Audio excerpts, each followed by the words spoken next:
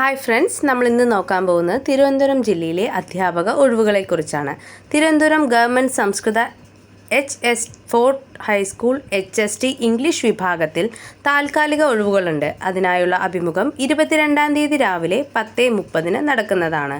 Thiruvananthapuram government Tamil V&HSS high school HST English വിഭാഗത്തിൽ താൽക്കാലിക ഒഴിവുകളുണ്ട്. അതിനായിട്ടുള്ള അഭിമുഖം 21-ാം തീയതി രാവിലെ 11 മണിക്ക് നടക്കുന്നതാണ്.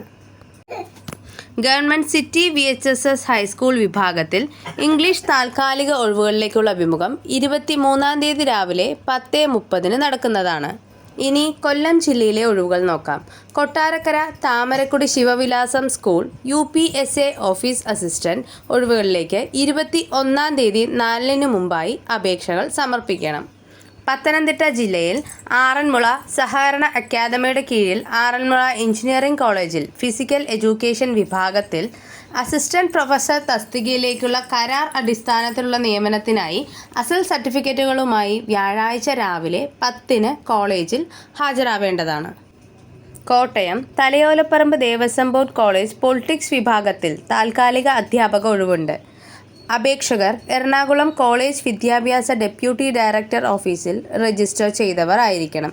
താൽപ്പര്യമുള്ള യോഗ്യരായ ഉദ്യോഗാർത്ഥികൾ 24-നകം www.dbct.ac.in എന്ന വെബ്സൈറ്റ് വഴി അപേക്ഷിക്കണമെന്ന് പ്രിൻസിപ്പൽ അറിയിച്ചു. ഇടുക്കി കുളമാവ് ഇടുക്കി ജവഹർ നവോദയ വിദ്യാലയത്തിൽ ഒഴിവുള്ള മലയാളം അധ്യാപക തസ്തികയിലേക്ക് കരാർ അടിസ്ഥാനത്തിൽ നിയമനത്തിനുള്ള അഭിമുഖം 30-ാം തീയതി രാവിലെ 10-ന് സ്കൂളിൽ വെച്ച് നടക്കുന്നതാണ്. കുമളി അമരാവതി ഹയർ സെക്കൻഡറി സ്കൂളിൽ UPST മലയാളം താൽക്കാലിക ഒഴിവിലേക്കുള്ള നിയമനം നടത്തുന്നു. അഭിമുഖം വെള്ളിയാഴ്ച ഉച്ചകഴിഞ്ഞ് 2-ന് സ്കൂൾ ഓഫീസിൽ നടക്കുന്നതാണ്.